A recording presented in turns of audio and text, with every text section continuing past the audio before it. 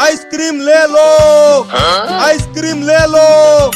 बच्चों देखो आइसक्रीम वाला तुम्हारे गांव में आ गया है। आकर इस गर्मी में आइसक्रीम खा लो। बाप रे, इतनी भयानक गर्मी में उड़ते उड़ते हालत खराब हो गई है। कहीं पानी भी नहीं दिख रहा, बहुत तेज प्यास लगी है। अरे आ जाओ बच्चों, आइसक्रीम खा लो। देखो बढ़िया बढ़िया मलाई वाला आइसक्रीम लेकर आया हूँ।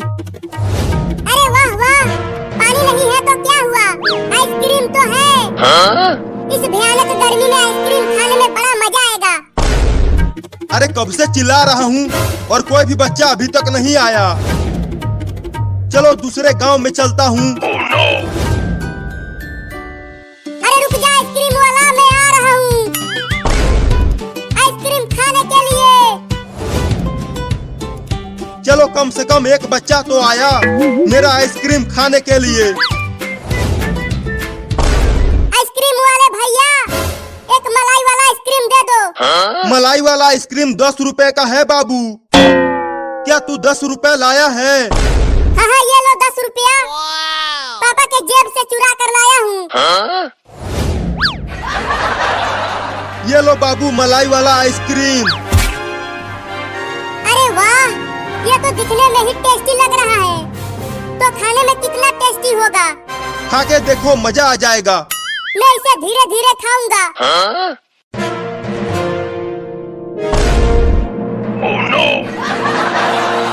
अरे पकड़ो पकड़ो, उस चिड़िया को पकड़ो, वो मेरा मलाई वाला आइसक्रीम लेकर भाग रही है। अब मैं मलाई वाला आइसक्रीम खाऊंगा। आइसक्रीम वाले भैया, मेरा वाला आइसक्रीम तो चिड़िया रानी लेकर भाग गई, तुम मुझे एक और दे दो। 10 रुपया और दो। मेरे पास अब और पैसा नहीं है। तो भागो यहाँ से, ये फ्री का आइसक्रीम नहीं है।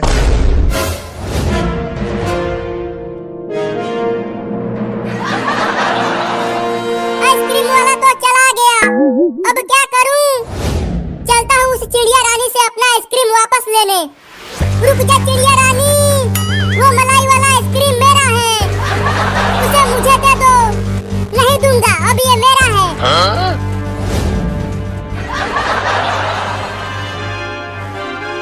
अरे बाबू, तू इस तरह भाग क्यों रहा है? पहले वो पूरा गुब्बारा मुझे दे, वो मेरा आइसक्रीम लेकर भाग रही है, उसे पकड़ना है। अरे वो मेरा गुब्बारा है, उसे मत ले जा। रुक जा चिड़िया रानी, वो मलाई वाला आइसक्रीम मेरा है, उसे मुझे दे दे। कितना ढीठ लड़का है ये, एक आइसक्रीम के लिए मेरे पीछे ही पड़ गया, लेकिन मैं भी इसे नहीं दूंगा। मेरा गुब्बारा लेके उड़ गया कमीना, तुम घर आओ बताता हूँ। अब तेरा क्या होगा ढीठ लड़का, मेरा कुछ नहीं होगा, तो ये लो। अरे अरे, तू ये क्या कर रही है? अगर सारे गुब्बारे फूट गए तो मैं नीचे गिर जाऊंगा चिड़िया रानी, तो गिरो। नहीं नहीं, अब वो गुब्बारा मत फोड़ना, नहीं तो मैं नीचे गिर जाऊंगा, और अगर इतनी ऊंचाई से नीचे गिरा तो मैं बच नहीं पाऊंगा। अब तो मैं तुझे गिरा के ही मानूंगा।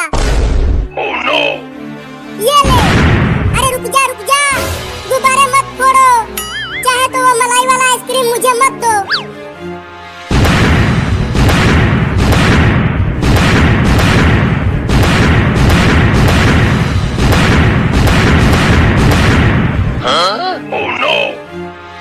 ये वाला आखिरी गुब्बारा बचा है, कम से कम इसे तो मत फोड़ो चिड़िया रानी, मैं इसे भी फोड़ूंगा। ये ले। मुझे रोक ले चिंटुआ, मैं नीचे गिर रहा हूँ। क्या?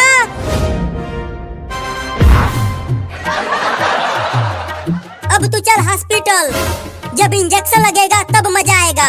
बड़ा मेरा गुब्बारा लेकर भागा था तू।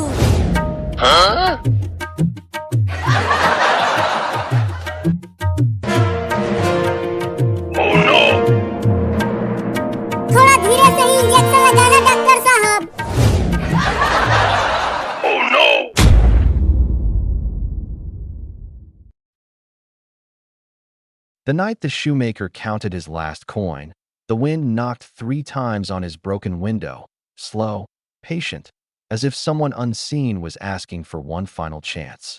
He did not know then that this sound would change his life forever, or that tiny footsteps would soon echo through his silent workshop, stitching hope into leather while the world slept.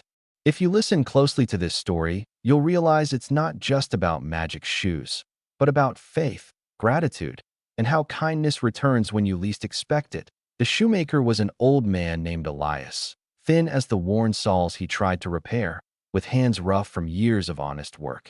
Once, his shop had been full of customers and laughter, but time had not been kind. Machines replaced handmade shoes, and people forgot the value of patience. Now Elias lived with his wife Marta in a small room behind the shop, surviving on memories and prayers. One winter evening, Elias opened his money box and found only enough leather to make a single pair of shoes. His shoulders sank. He kissed Marta's forehead and said softly that tomorrow he would try once more. That night, with nothing left to lose, he placed the cut leather neatly on his workbench and whispered a tired prayer before going to bed. When morning came, sunlight spilled across the workshop, and Elias froze. On the bench stood a perfect pair of shoes, stitched with care beyond his own skill. Every seam was strong, every curve graceful. He trembled as he picked them up, feeling warmth in the leather, as if loving hands had worked through the night. Confused and amazed, he placed the shoes in the window. By noon, a wealthy customer arrived, praising the craftsmanship and paying far more than Elias dared hope. With that money, Elias bought leather for 2 pairs of shoes, his heart cautiously hopeful. Again that night, he laid out the materials. Again he prayed. And again, by morning, 2 flawless pairs waited for him. Days turned into weeks. Each night, Elias prepared leather. Each morning, completed shoes appeared like miracles. Word spread through the town about the humble shop with extraordinary shoes. Marta watched Elias smile again, something she had not seen in years. Yet curiosity began to grow in her heart. "Someone is helping us," she said gently. "We should know who, and thank them." Elias nodded, conflicted but grateful. One cold night, they hid behind a curtain in the workshop, a candle barely breathing beside them at midnight. The clock whispered 12, and the air shimmered. From the shadows emerged 2 tiny figures. Elves, no taller than a child's knee, with silver hair and bright, tired eyes. They worked quickly, humming softly, their small hands moving with incredible skill. Elias felt tears burn his eyes. These little beings worked barefoot, their clothes thin and patched, yet their faces glowed with joy. When the elves finished, they bowed to the bench and vanished into the dark. Marta clasped Elias's hand. "They've saved us," she whispered. "Now it's our turn."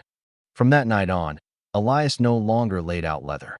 Instead, he and Marta worked in secret, not with tools, but with love. Marta sewed tiny clothes, warm and fine, while Elias crafted the smallest shoes he had ever made. On Christmas Eve, they placed the gifts on the bench and hid once more. When the elves arrived, they stopped in surprise. Their eyes widened, then softened. They touched the clothes, the shoes, and laughed, a sound like bells in snow. They dressed, danced, and for the first time, their feet were warm. Before leaving, they bowed deeply toward the hidden couple, gratitude shining brighter than any magic. After that night, the elves never returned. But the shoemaker's fortune did not fade. Elias's hands seemed steadier, his designs inspired, his heart lighter. Customers came not just for shoes, but for the warmth they felt inside the shop. Elias and Marta lived comfortably, never rich in gold, but wealthy in peace. Elias often told children who visited the shop, "Magic does not disappear when miracles end. It changes form. It becomes gratitude, kindness, and work done with love." And if you ever pass an old workshop late at night and hear soft humming, remember this. Help sometimes comes when you have nothing left, and true wealth begins the moment you choose to give back.